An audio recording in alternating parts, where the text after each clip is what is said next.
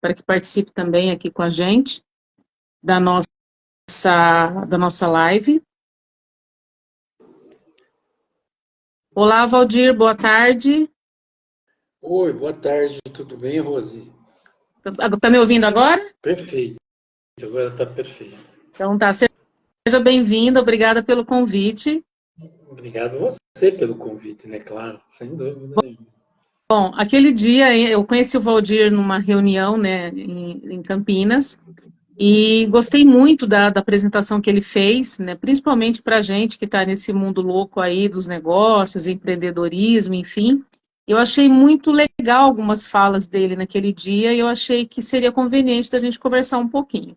Bom, rapidamente, para quem não conhece ainda a Faros com Talentos nada mais é do que um projeto que quer levar um pouco mais, né, de conhecimento e de informação, principalmente para quem é empreendedor, para quem está começando a empreender e para quem quer dar uma melhorada aí nessa gestão atual que está a empresa e, claro, né, trabalhar também com a divulgação dos produtos e dos serviços do pessoal. E aí a gente tem trazido alguns convidados que a gente acha importante aí para acrescentar cada vez mais aí no ramo de cada um. Então, Valdir, agora a palavra é toda sua. Fala um pouquinho quem é o Valdir, o que o Valdir faz, do que ele realmente aí tem, qual é o seu maior desejo aí nesse ramo doido que você está, porque eu falo que quem mexe aí com empresários e empreendedores é um pouco louco. Então, eu vou deixar a palavra agora com você um pouquinho para falar com a gente quem é o Valdir. Tá, antes de mais nada, um alô para Camila Ferraz aqui do Rio de Janeiro, tá? Oh, Ela legal. foi uma Boa tarde para ela. mentorada minha. Boa tarde, Camila, também. Então, Rose, olha, eu sou oriundo do mundo corporativo, né? Então, eu trabalhei por mais de, sei lá, acho que 35 anos fazendo praticamente tudo dentro de uma área financeira, de custos, né, e de planejamento econômico financeiro de uma empresa. Tanto é que eu me graduei em economia, fiz mestrado em economia de empresas e especialização em controladoria e gestão de negócios. A experiência é vivida nas empresas que eu trabalhei, mas a formação, e é óbvio que formação é complementar em termos de currículo, mas a vivência nas empresas é fundamental. Isso, nos últimos anos da minha vida corporativa, eu comecei a pensar em trabalhar como consultor, como consultoria, e comecei a minha vida assim, de consultor dando palestras em CIPA como planejador de finanças pessoais. E aí eu comecei a ver que meu negócio era empresa mesmo, né? E a gente fundou a Porte Consult, que tem esse nome há 4, 5 anos atrás, mas antes começou com outro nome, né? Mas efetivamente é Porte Consult, que somados todos o nome antigo e o nome novo, são mais de 12 anos de mercado aí, trabalhando para pequenas e médias empresas, criando, que eu acredito seja uma missão nossa, né? Você também está dentro disso, com certeza, uma missão nossa de levar as pequenas e médias empresas a uma cultura de lucro recorrente.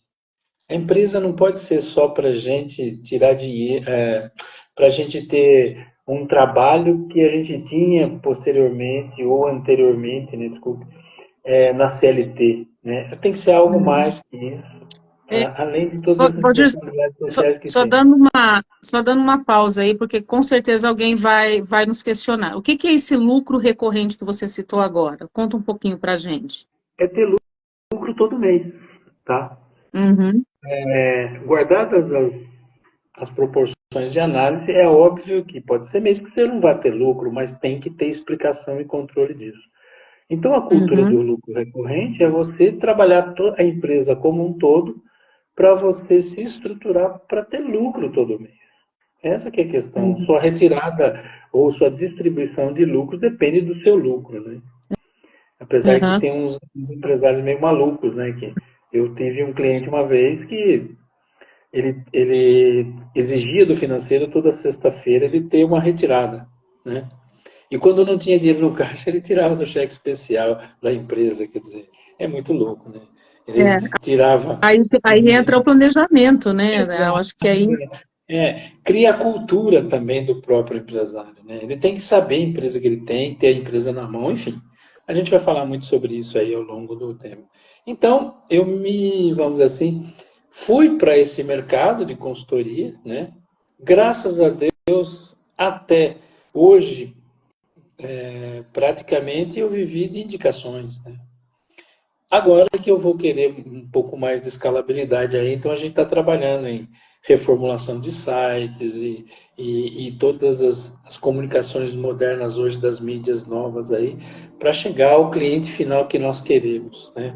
Uhum, Enfim, essa é a minha vida, né? Nos últimos 12, 15 anos, 12 como empresário de consultoria, voltada para ajudar em missão mesmo o pequeno, médio empresário a ter as mesmas características de controle e de gestão, evidentemente adaptadas ao tamanho de cada um, para que entre numa cultura de lucro recorrente. Né? Multinacional uhum, dificilmente dá lucro, aliás, dá prejuízo.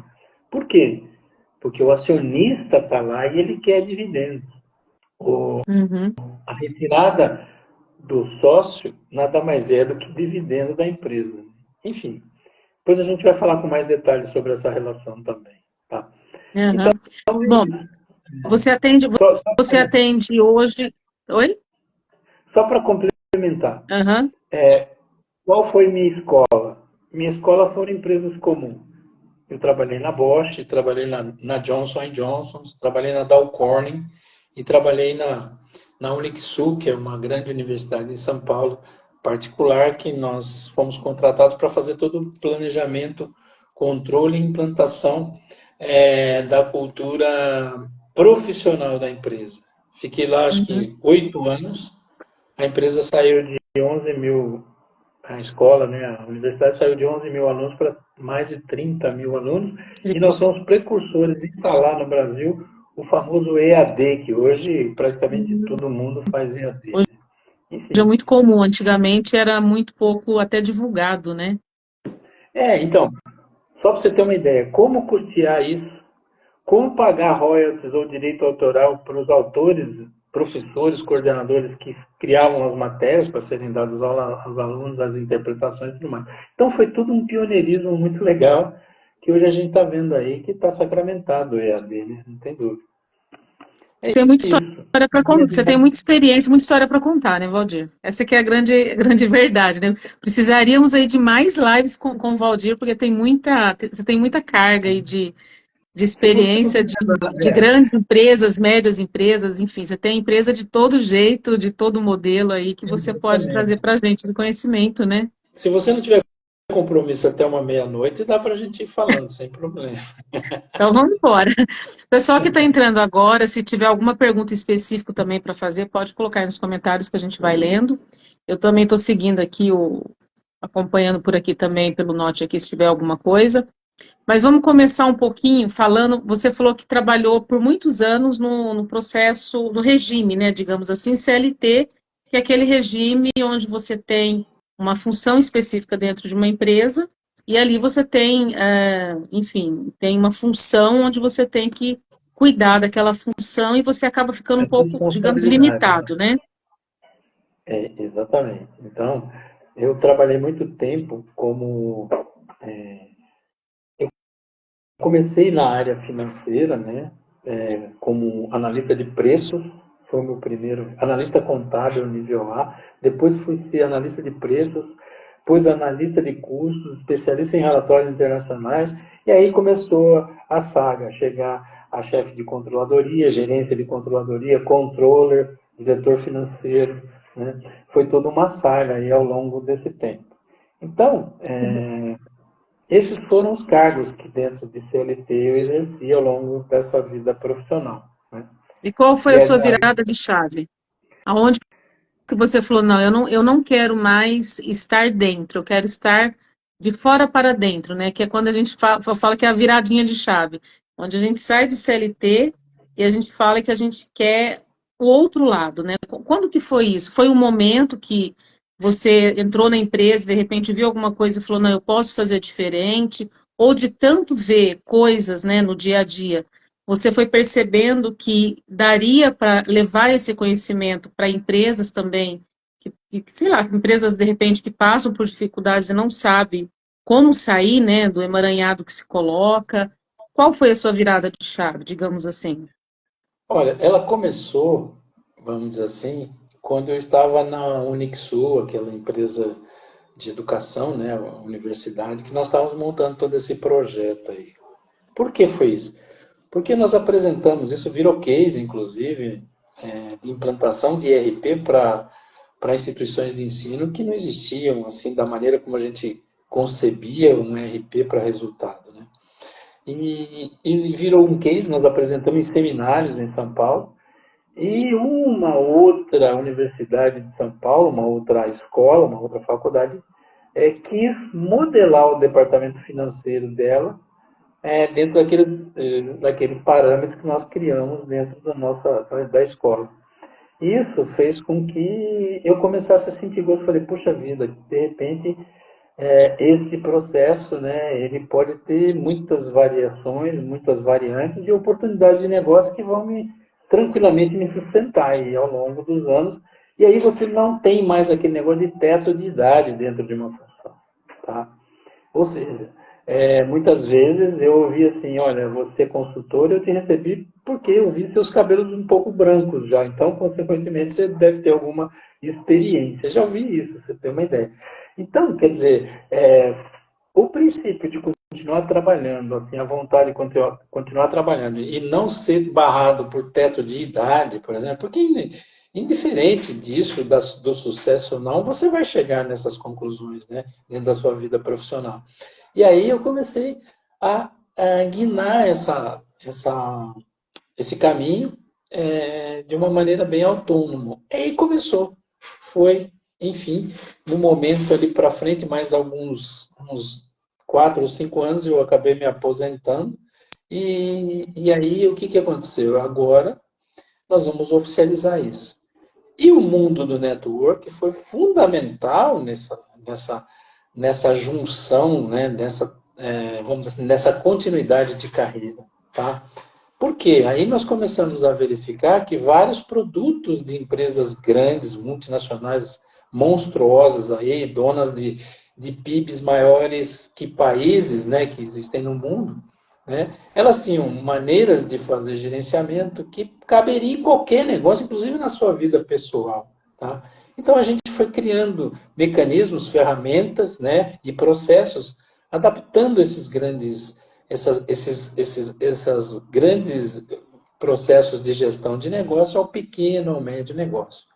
Se você fala assim, eu tenho uma cabeleireira do bairro tal, que ela tem uma dificuldade enorme de achar de dinheiro sobrando no negócio dela. A gente faz isso com a maior tranquilidade obviamente, a pessoa tem que ajudar dentro de um processo de mudança de mentalidade também, né?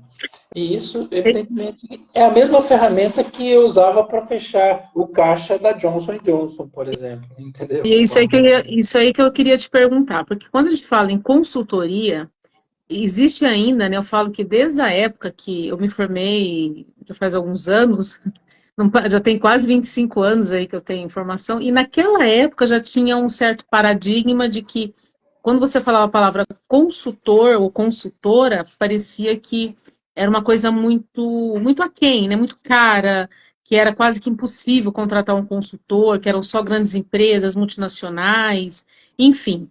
Então tinha muito essa mentalidade, né? Talvez até meio que preconceituosa, mas existia, né? As pessoas Sim, acabavam não procurando ajuda e acabavam fechando sua empresa, falindo, abrindo falência, porque não ia atrás, porque achava que isso estava fora da possibilidade.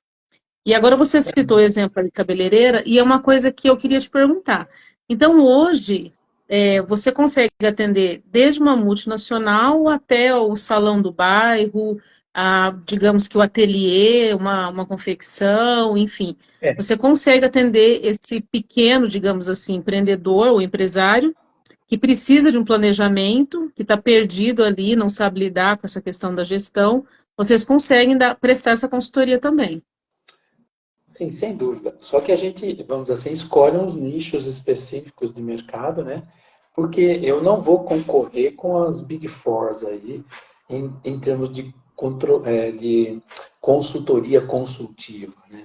O consultor, ele tem uma denominação, ou seja, analisei sua empresa, está aqui o que você deve fazer, né? Nós temos uma maneira de trabalho um pouco diferente, tá? Primeiro, guardado evidentemente o termo que eu vou utilizar, nós somos loucos para se livrar do cliente. O que quer dizer isso? Cara, o cliente tem que aprender a andar sozinho. E nós temos que trabalhar para isso. Nem que eu demore, em média, no mínimo 6 meses, 8 meses. Mas eu tenho que trabalhar para ele aprender a andar sozinho, senão ele não sai de ser empreendedor para se tornar empresário. Então, esse processo todo faz com que a gente tenha uma espécie assim, de consultoria, né? Hoje o pessoal está chamando mais de advisor, né? É o cara que vamos dizer assim, ele não é um consultor tradicional, ele é um consultor que vai ensinar o processo, vai ensinar as pessoas a trabalharem, vai treinar as pessoas para trabalhar nesse processo e ele sabe qual é o resultado que tem que dar lá na frente. Então, os parâmetros estão estabelecidos, né? A gente, assim, até em tom de brincadeira, a gente costuma dizer o seguinte: todo processo é uma máquina de fazer linguiça, tá? Ou seja, se você botar carne de frango no início, vai sair linguiça de frango no final. Não adianta você querer tirar outro tipo de alimento que não vai sair, entendeu? Então, se começar a sair linguiça de frango com pedaços de carne lá no fundo, né? Alguma coisa está errada no processo, então você vai. Hoje a gente chega num patamar, né, óbvio, de experiência, treinamento. Eu bato o olho assim numa relação de coisas e falo, olha nisso, nisso e nisso que você vai ver que você vai encontrar. Então, o consultor hoje, moderno, voltado para levar a cultura do lucro recorrente, ele tem que estar pronto para fazer assim, ó. Eu sou o controller, você é a controladoria, entre aspas, tá? E eu vou ensinar como deve ser feito e quais os parâmetros que você tem que ter através dos KPIs que nós vamos estabelecer para cada negócio. Então, nesse sentido, o resultado tem que ser o quê? O resultado tem que ser X, ou o resultado tem que ser positivo, ou nós temos que cumprir o budget. E como nós vamos fazer isso? Nós vamos, obviamente, estudando todos os processos que jogam dinheiro dentro do caixa e do resultado. Hoje as empresas, por exemplo, são vendidas não pela boniteza dela, pela pintura externa ou pelo nome no mercado. Elas são vendidas pela capacidade que ela tem de gerar caixa nos próximos 5 anos, trazido a valor presente. Entendeu? Então, não adianta você ter uma empresa bonita, todo o processo, ela não ter caixa, não ter uma estrutura de vendas que alimente caixa, não ter uma estrutura de controle financeiro que eu sei, em média, 50% do faturamento entra naquele mês mesmo, 50% entra no outro mês. Então eu não conto. Eu tenho encontrado a grande maioria aí de empresários pequenos e médios que administram a empresa pelo comercial, tá? Fatalmente vão ter caixa, não ter uma estrutura de vendas que alimente caixa, não ter uma estrutura de... Deixa eu só fazer um parênteses aqui. A gente está falando para muito empreendedor aqui no canal, né? O nosso público, né? A maioria são empreendedores, né? Mas tem muitos empresários também. E voltando um pouquinho numa fala que você comentou, você falou que o grande lance aí é que o empreendedor deixe de ser empreendedor e se torne empresário. Correto. E aí eu falo que é uma mistura aí que as pessoas fazem, porque tem aquela história, né, que nem todo empresário, aliás, que nem todo empreendedor é empresário, mas todo empresário um dia foi empreendedor, né? Acho que é mais ou menos essa jogadinha que o pessoal fala. Então, é exatamente isso. Quando você tem o pensamento só de empreendedor, eu acho que é onde você mais se atrapalha, né? Porque você acaba focando muito na questão do seu produto e esquece, talvez, de regras muito básicas, né? No caso. Eu acho, como você citou aí algumas coisas. você fica nessa coisa da retirada e esquece que para ter uma retirada, para ter um lucro recorrente, você precisa voltar um pouco no processo, entender como ele funciona, fazer um planejamento bacana, pegar a sua equipe toda, né, deixá-la toda organizada e fazer com que isso vire uma engrenagem mesmo, né, que tudo isso funcione para que o empreendedorismo ele possa sair daquela coisa vamos fazer assim, vamos anotar ali, vamos ver o que que dá, né? E realmente dar esse pulo, digamos assim, né? Dar essa guinada, que é ter essa Exatamente. mente de empresário, que é onde você fala, não, eu preciso de planejamento, eu preciso me organizar e eu preciso traçar metas para que eu tenha realmente uma empresa funcionando, né? Seria mais ou menos isso, né? É, ou seja, o empresário ele tem que ter na cabeça dele, o empreendedor, que é o seguinte: o que que eu preciso fazer para essa empresa não depender de mim? Entendeu? Então ele tem que trabalhar toda uma estrutura, porque a hora que ele conseguir fazer a empresa não depender dele, ele está muito como a gente diz, com as rédeas na mão, com meia dúzia de indicadores lá, que às vezes ele pode estar na Polinésia Francesa, ele está administrando a empresa aqui, né? A partir do momento que ele começa a sentir que a empresa não depende dele, ele está começando a se tornar empresário, tá? Porque enquanto eu sou escolhido funcionário, eu sou dono da empresa, eu sou funcionário do mês toda vez, é óbvio que eu mais trabalho e menos ganho, entre aspas, tá? E o que que acontece aí? A empresa, por isso que existem duas entidades, a entidade física e a jurídica, né? Você pode ser dono da entidade jurídica, mas o dinheiro da entidade jurídica é dela, não é seu ainda, tá? Ele vai ser seu se ela deu o lucro e a rentabilidade que você espera dela. Eu costumo dizer o seguinte, ó, quem tem 1 milhão para abrir uma empresa, né? Pensa num fundo imobiliário. Um fundo imobiliário paga em torno de 1% em média, tá? Ao mês, certo? Isso vai representar o quê? 8, 9 mil reais por mês. Se sua empresa que você idealiza que é para investir 1 milhão vai te dar isso, pelo menos ao longo do ano, do mês, tá? Ou mais que isso, é óbvio que você parte para a empresa. Agora, se vai dar menos, cara, nem se arrisque, porque vai ser uma dor de cabeça atrás da outra. E também já vi muitas empresas que caem à venda se sustentarem. Mas eu vi uma grande maioria de empresas que não tem controle financeiro quebrarem, mesmo tendo vendas equilibradas e altas. Tá? Então, nem sempre o fracasso da empresa está na questão da queda das vendas, né, ou da diminuição aí do faturamento em vendas, no que você está falando aí para a gente, Com né, que às vezes tem certeza uma empresa não. que vende bem e não consegue ter esse planejamento e acaba até quebrando, mesmo vendendo bem, né, digamos assim, e outras Eu vou empresas que dizer, têm quedas na venda conseguem se manter com um bom planejamento, digamos assim.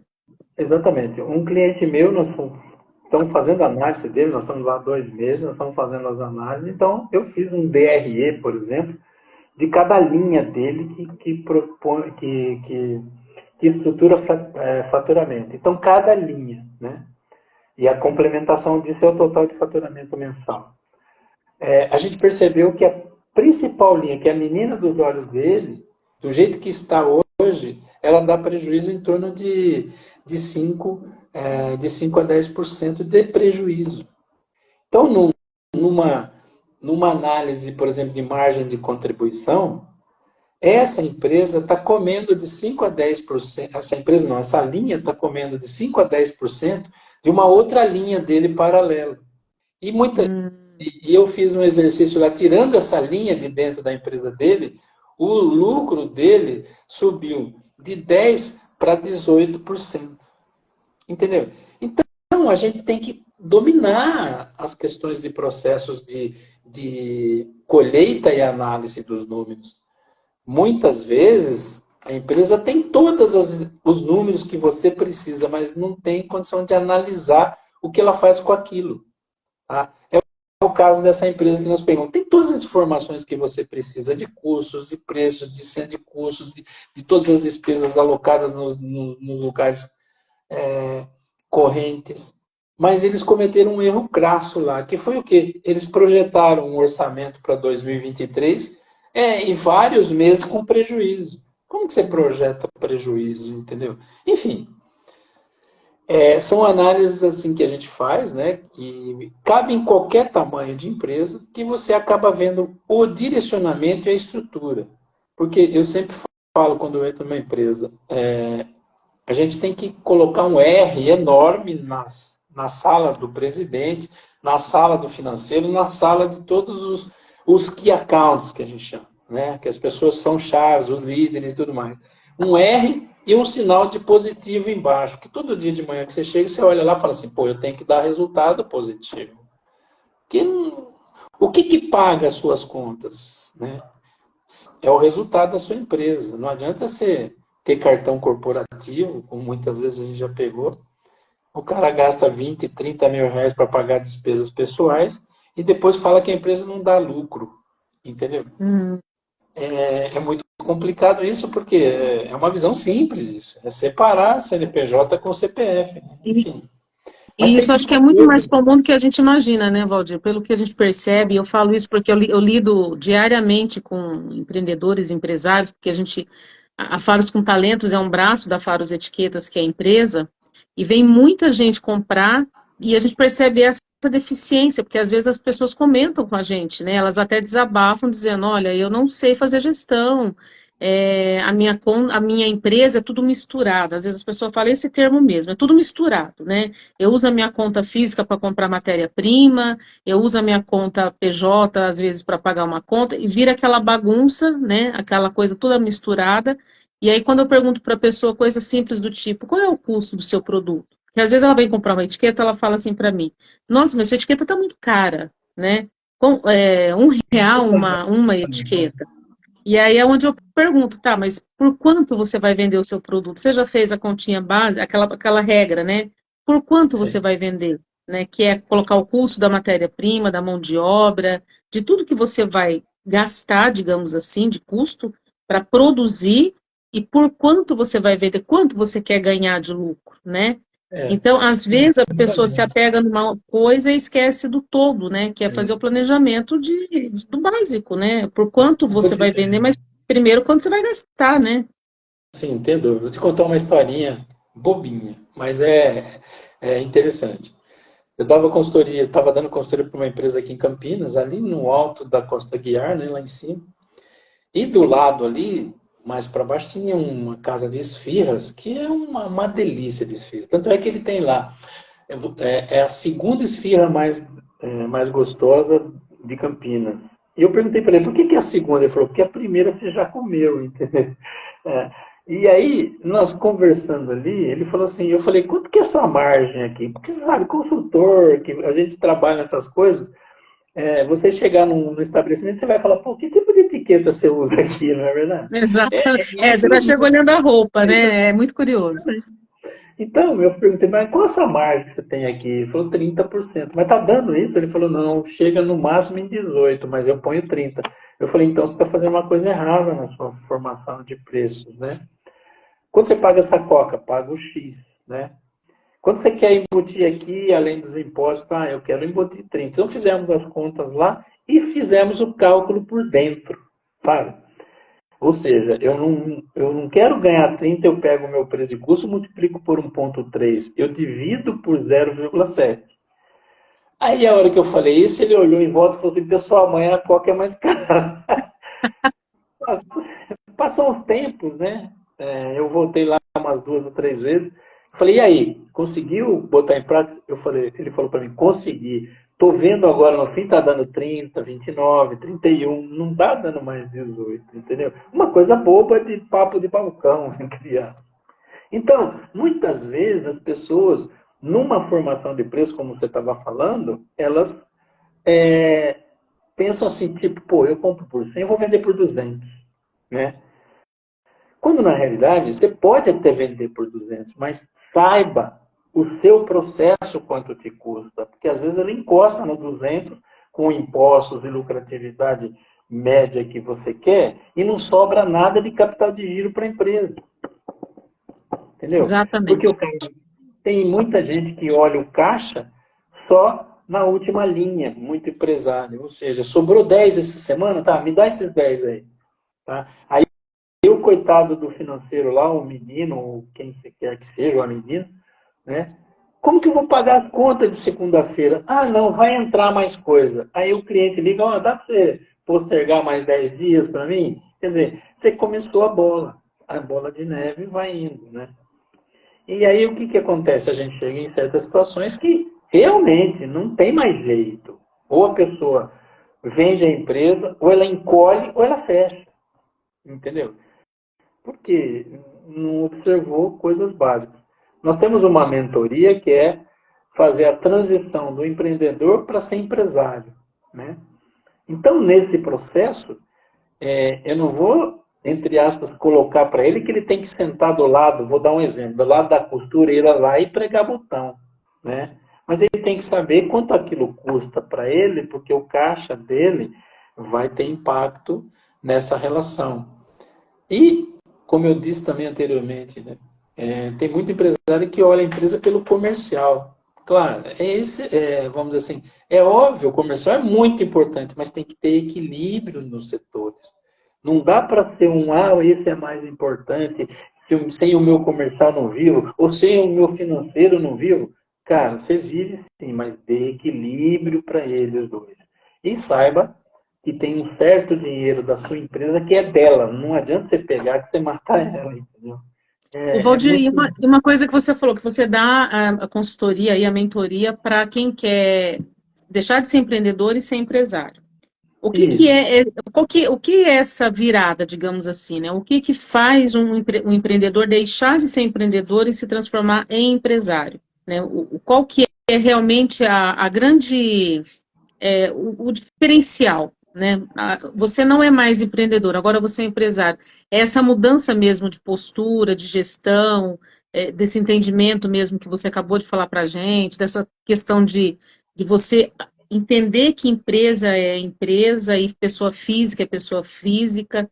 O que que é realmente essa diferença de um para o outro? Só para quem está vendo a gente poder Tá bom. entender, claro, né? Quem está nessa transição de repente pode até falar, não, eu preciso de uma pessoa como o Valdir para me dar essa orientação, porque eu não sei como fazer essa migração.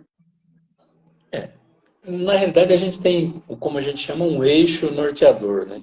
Ou seja, um caminho que norteia para a gente chegar no objetivo que nós queremos. É o seguinte, empreendedor, né? Empreendedor empresário, empresário de sucesso e empresa de valor. Então, dentro dessa escala, nós vamos chegar no momento em que ele faz a virada de chave, mas ele precisa ser treinado para isso muitas vezes. Não é que quando você se torna empresário, você não é mais empreendedor. Você mesmo falou no início. O empresário empreendedor, porque ele pode empreender em outros lugares. Tá? E às vezes empreender é desbravar um sertão, como a gente diz, de algum negócio, de algum produto que não existe. Né? Agora, ser empresário é saber que se eu for empreender nesse mercado ou com esse produto, eu tenho que saber se isso vai me dar rentabilidade ou não. Porque tudo não passa de uma aplicação financeira. Uma dá mais trabalho, outra quase nada. Entendeu? Qual que é que dá mais trabalho? É você ser empresário, ser empreendedor, ser empresário de sucesso, ter uma empresa sólida. Isso dá trabalho. Os que chegaram nesses pontos vão saber exatamente as agruras que passaram. Principalmente a gente tendo um sócio majoritário que só nos suga, vamos dizer assim. Ser empreendedor ou empresário no Brasil não é para amadores, né?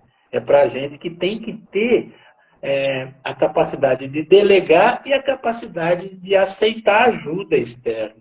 Por isso que eu falo assim, às vezes o consultor ele é visto assim, pô, esse cara vai ficar aqui colado em mim aqui, eu vou gastar com ele. Primeiro, você não vai gastar, você vai investir. Você tem que ter essa mentalidade de investir.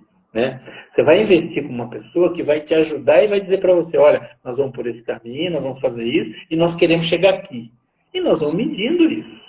Com certeza que nós vamos chegar aqui. Tá? A metodologia nossa não tem, vamos dizer assim, não tem caminho meio torto. Você quer, nós fazemos chegar. Tá? Não Uhum. adianta nós querermos fazer chegar, e o empresário não quer, ele não está nem aí, não faz os exercícios que tem que fazer, porque senão não vai acontecer. Isso não vai, não. Enfim, então, essa virada se dá ao longo de um processo.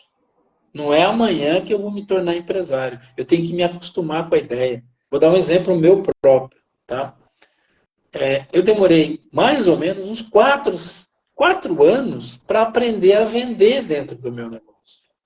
Aí eu falei, caramba, chegou nesse tempo, eu falei, caramba, eu preciso de ajuda. Antes eu só massacrava o pessoal de vendas como controller, porque o pessoal não atingia as metas. Agora eu que tenho que atingir minha meta. Então, como que eu vou fazer isso? Eu vou fazer mentoria, vou aprender, vou estudar o meu negócio, vou estudar o meu mercado. E como que as pessoas querem me receber? Se eu chegar para um pequeno empresário, ou uma mulher, um exemplo, um profissional que tem um salão, eu estou falando de salão de beleza, não é nada discriminativo, por favor. Eu estou vendo vamos dizer assim, a dimensão de negócio, por favor, Uhum. tá? O que acontece aí é o seguinte, se eu falar assim, olha, nós temos que fazer um SPNA aqui e um processo de controladoria para você ter resultado.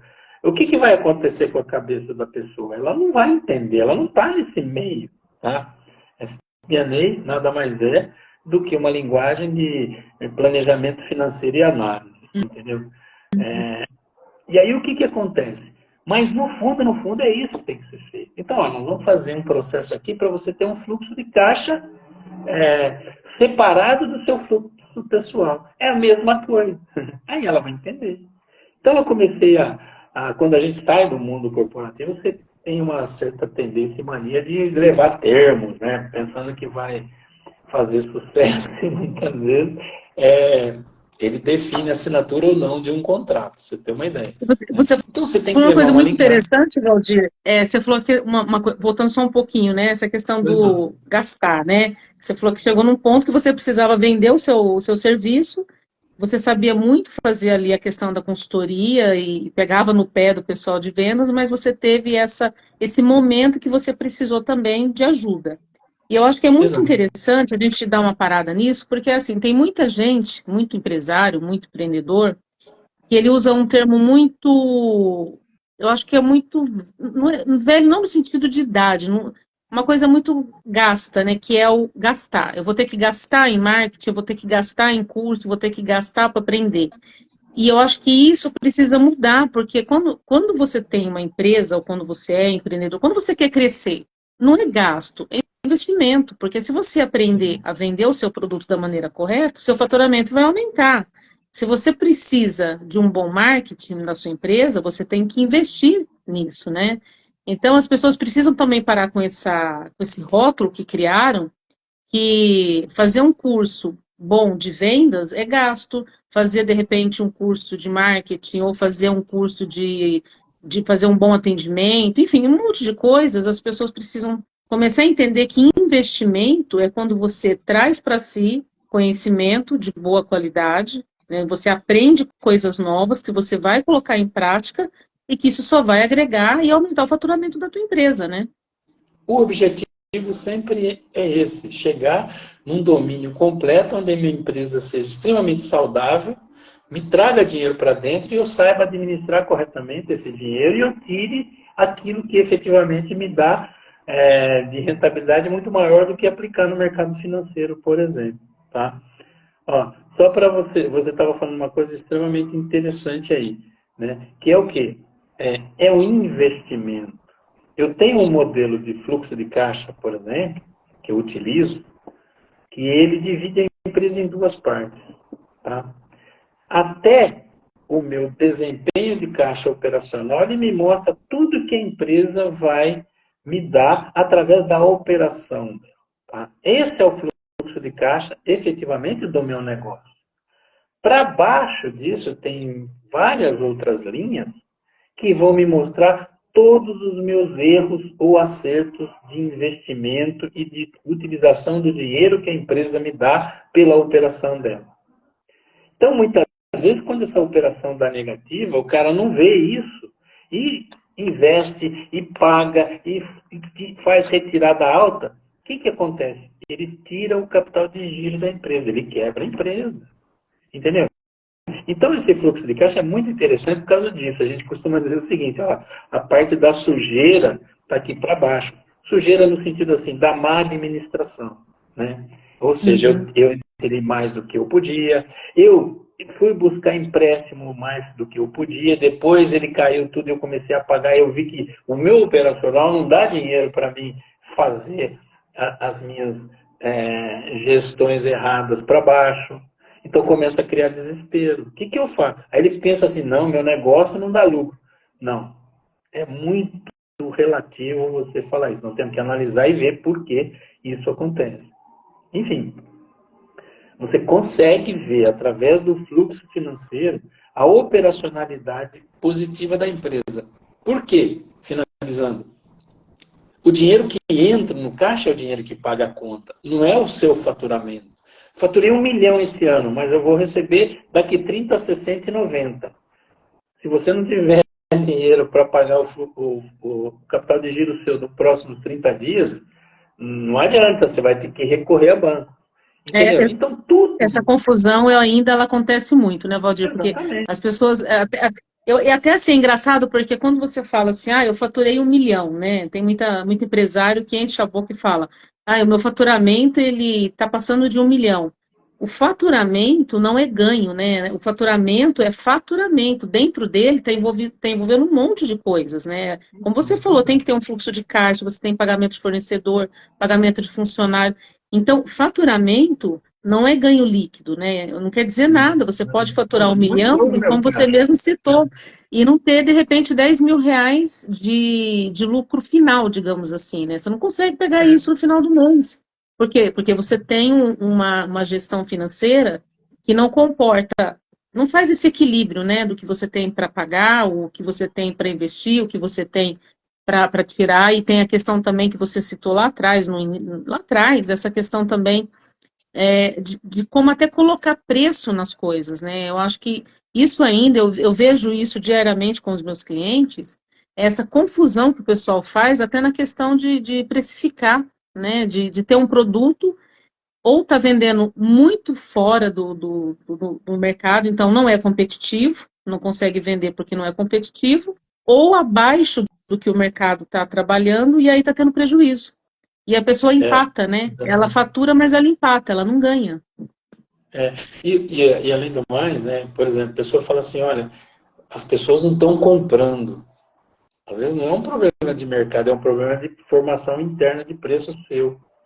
Porque muitas vezes você não sabe se o preço está bem formado e acaba vendendo por um preço que o mercado não vai comprar.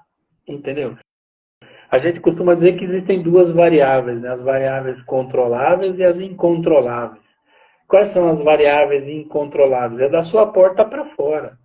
Você não obriga ninguém a comprar o seu produto. Tá? Você tem que criar mecanismos para que se compre o seu produto. Mas a variável controlável é da porta para dentro.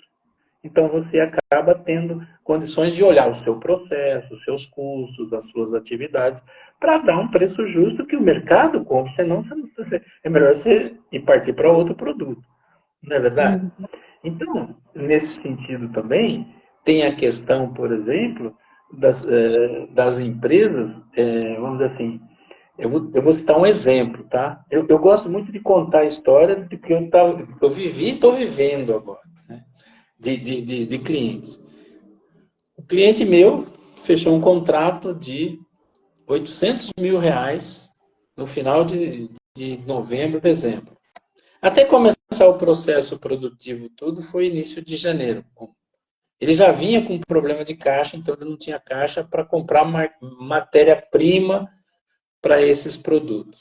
Então, o que a gente começou? A gente utilizou, inclusive, uma ferramenta que é bem estruturada, e se você conseguir passar essa taxa de juros no seu preço, você tem vendas à vista a todo momento quando você utiliza os processos de FDICs, né? Que é antecipação de títulos. Tá?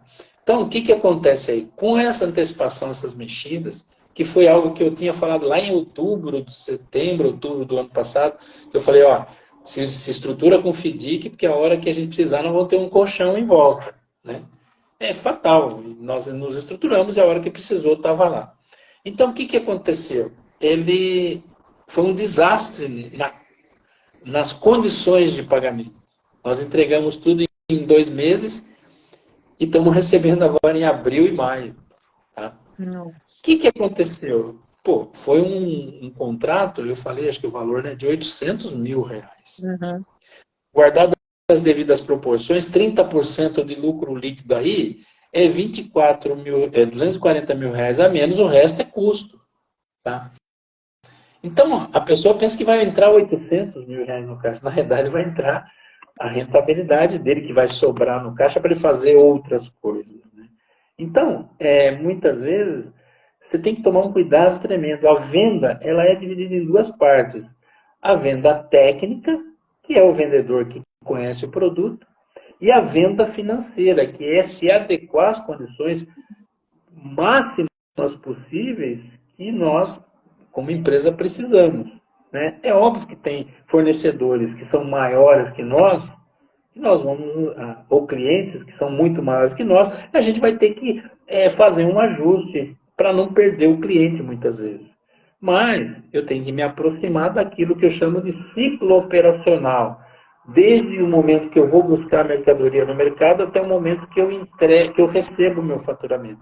Isso é um ciclo operacional. Dentro dele tem o ciclo financeiro e o giro de estoque, por exemplo. Tá? Enfim, e aí o que, que acontece? Isso tem que ter equilíbrio. E para que você tenha equilíbrio, você tem que ter análise e controle financeiro.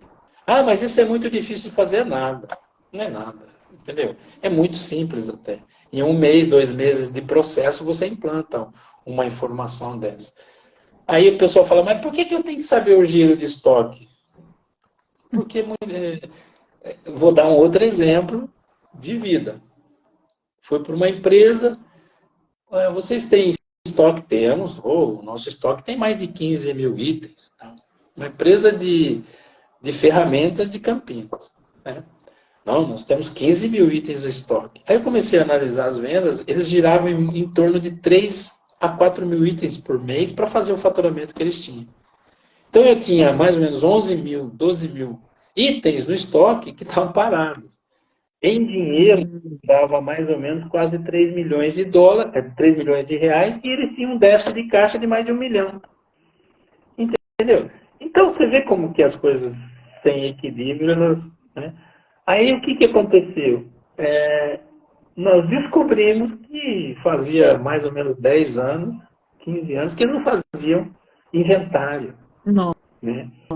E todo mês tem lá o fechamento de resultado feito pela contabilidade e tudo mais, com esses números todos lá estampados. Só que tem uma coisa, dava lucro no negócio, mas não tinha dinheiro no caixa. Entendeu? Então, é o equilíbrio que a gente busca. Não queremos brigar, um é mais importante que o outro. Nós queremos equilibrar isso. E vamos vender corretamente. Formar preço tem que ser oriundo do custo que nós temos. Senão, fica difícil, né? Complicado. Faça isso na sua vida pessoal para você ver.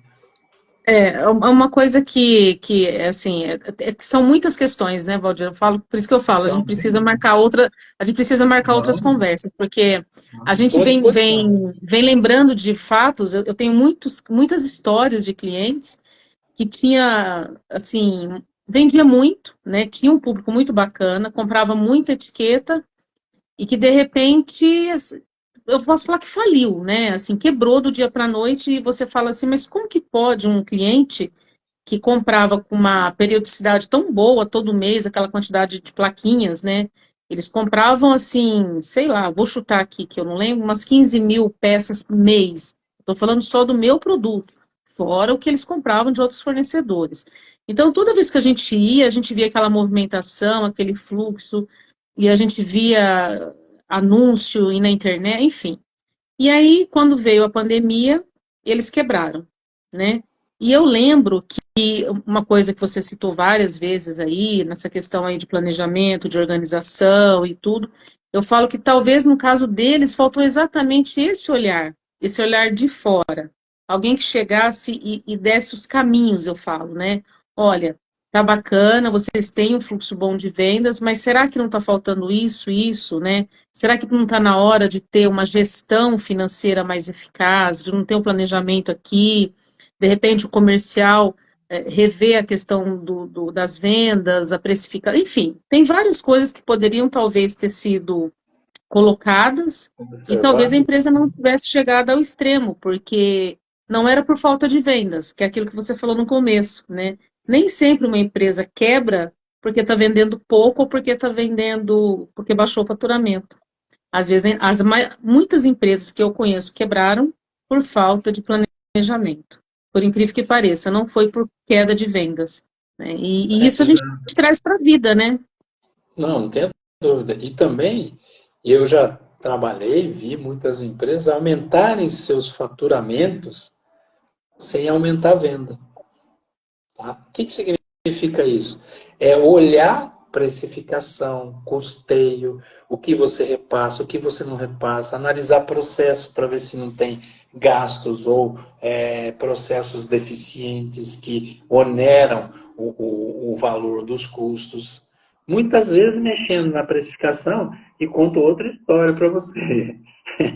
Eu peguei uma empresa de consultoria, eu peguei uma empresa aqui em Campinas, que o cara foi fazer análise de precificação dele, ele perdia todo mês R$ 70.000 de faturamento, porque ele precificava errado. E o preço deveria ser X, e ele deixava de faturar R$ 70.000 por mês. Entendeu? Se você analisar assim, uns R$ 70.000, né? É dinheiro. Multiplica por 12 para você ver quanto dá. Dá R$ 840.000 no mês. Aplica isso no mercado imobiliário. Eu só faço essa comparação, tem inúmeros outros investimentos, né? Num fundo imobiliário vai te dar mais ou menos R$ 7.500 por mês. Entendeu? Então, Você tá citando um fundo imobiliário aí, né? Só abrindo um parênteses, porque eu tenho a mesma linha de pensamento que a sua, e é até uma coisa que eu converso muito com meu sócio, né? Se eu tivesse um valor X hoje, eu não abriria uma nova empresa, né? Eu investiria em algo que me desse uma rentabilidade e que não me desse tanta dor de cabeça. Porque nem sempre ter uma empresa, né, é sinônimo de um faturamento alto ou de ter ganhos excessivos e de ter uma tranquilidade, muito pelo contrário, né? Às vezes você vai na ilusão de que eu tenho 1 milhão, eu vou abrir uma empresa e vou ganhar muito dinheiro, e você vai empatar se você deixar o seu dinheiro lá investindo e fazer outra coisa, né? é, Então, eu acho que isso também tem que ser muito analisado. As pessoas talvez também, hoje, e eu acho que depois da pandemia aconteceu mais, né, na minha opinião, porque eu atendi muito mais novos empreendedores, novos empresários, empresas novas, né? Hoje, o nosso índice hoje de atendimento, para você ter ideia, pelo menos 70% dos nossos clientes são de clientes que estão começando seu negócio. Por incrível que então pareça. aí cabe uma observação importante. Por exemplo, é o momento certo de você fazer um plano de negócios. Ah, mas e o meu planejamento estratégico? Isso é outra coisa. Às vezes não confunda plano de negócio com planejamento estratégico. Você faz o plano de negócio, você faz o planejamento estratégico e constrói o plano de ação. E estrutura isso com pessoas, processos e produtos para que você tenha os resultados que você está dentro de um parâmetro de análise de clientes, dentro do plano de negócio, que você espera ter uma rentabilidade de 20% ao mês. Tá? Então, se fizer isso, né, com qualquer tamanho de empresa, tá, você tem grandes possibilidades de ter sucesso. E, entre aspas, 2, 3 anos, dobrar de tamanho. Tá? Mas isso, vamos dizer assim, sucesso só vem antes de trabalho no dicionário, entendeu? Então você tem que trabalhar para ter sucesso, não tenha dúvida. É só no dicionário que chega antes. E nesse sentido, vai ter que trabalhar 1, 2 anos, muitas vezes, conseguindo tirar o seu sustento, mas você vai, entre aspas, numa linha de tempo, chegando onde você quer um dia. Por quê? Eu, na minha opinião minha de consultor, toda empresa que se abre, todo empreendimento que se abre, primeiro pensamento é o seguinte: quando eu vou vender e por quanto eu vou vender esse empreendimento lá na frente? Tá? Se você analisar, por exemplo, a linha de raciocínio do empresariado americano e do empresariado brasileiro, é exatamente essa diferença. Às vezes o cara pega o fundo de garantia aqui e fala, puta, vou abrir uma empresa. Faz assim, porque eu não tive uma ideia. Aí eu tenho, depois eu falo, você tem outra história para contar, né? Aí, o que que O brasileiro acontece? tem muita ideia, né? Exatamente, tem uma ideia, puta, vai lá e gasta o fundo de garantia, quebra a empresa e ainda mexe no patrimônio pessoal dele, porque vai ter que vender coisa para pagar a conta. Entendeu? Então, ideia é bonito, vontade é bonita, e aí eu conto essa historinha que eu falei para você, que é o seguinte, uma franqueada de produtos aí, de bolos e doces e tudo mais, foi visitar um dos nossos grupos aí de network e falou, puxa, vamos bater um papo. Aí eu fui lá. A primeira coisa que, depois que ela contou toda a história, blá, blá, blá, eu falei assim, a primeira coisa que eu vou perguntar para você é o seguinte, por que que você abriu esse negócio? Né? O que eu quero do meu negócio e o que eu quero fazer com o meu negócio? São as duas perguntas básicas. Ela falou assim, eu tinha um sonho de ter uma casa de bolo. Bom, primeiro, sonho para você absorver e, vamos assim, deglutir, comer ele, ter a satisfação inicial é na padaria, né? É o único lugar, não tem outro lugar para você fazer isso, né? Então, o sonho não é só um sonho, ele tem que ter um planejamento para que você atinja o seu sonho, né? Eu tive um sonho de abrir um negócio, concluir meu sonho, não, acho que você nem começou ainda, né? Enfim, falamos um outro, ficamos conversando umas duas horas, alguma coisa assim. Expliquei para ela o processo, inclusive de franqueado dela. Passou uma semana, ela constituiu advogado e quebrou a franquia, porque ela falou, não vou aguentar. Entendeu? E aí o que aconteceu? É óbvio que ela teve prejuízo.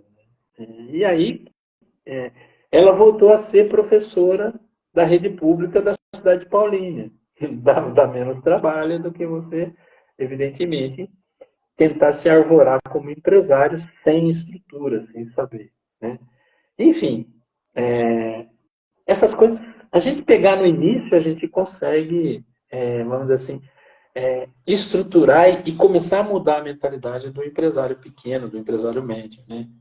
Porque, como eu estava dizendo para você, a diferença entre o americano e o brasileiro. O americano ele constitui empresa para vender, para colocar, tanto é que as maiores bolsas de valores, Nasdaq e a outra SP 500, S&P 500, que é a bolsa de valores deles, que é o nosso, vamos dizer assim, Ibovespa aqui, né? Eles constituem empresa para fazer a IPO e vender a empresa. Tá, uns tempos atrás aqui, os caras que fizeram o iFood venderam 50% do iFood para uma grande rede americana, né? Acho que não sei se foi muito divulgado isso. Bom, só sei que é o seguinte, há quanto tempo faz que você ouve do iFood? Vamos dizer assim. Uns 5 anos? No 6 anos? 7 máximo, anos? né? É Tá. muito pouco tempo. Eles venderam metade da empresa por 9 bi. Entendeu? Então, o que significa isso? Cara, eu tenho que valorizar. Eu acerto um negócio, cara, a primeira coisa que eu tenho que fazer é um valuation dela, não para vender, para saber quanto ela vale, porque alguém vai chegar em você. Isso não tem dúvida. Empresa de sucesso todo mundo vê, né? E aí o cara vai chegar, quanto você quer pela sua empresa? Ou eu te ofereço X. Aí balança as pernas. 9 bi? Você acha que Nossa, a família dele bem administrada vai ter problema pelo menos nas próximas 5 ou 6 gerações? Não. não vai, né?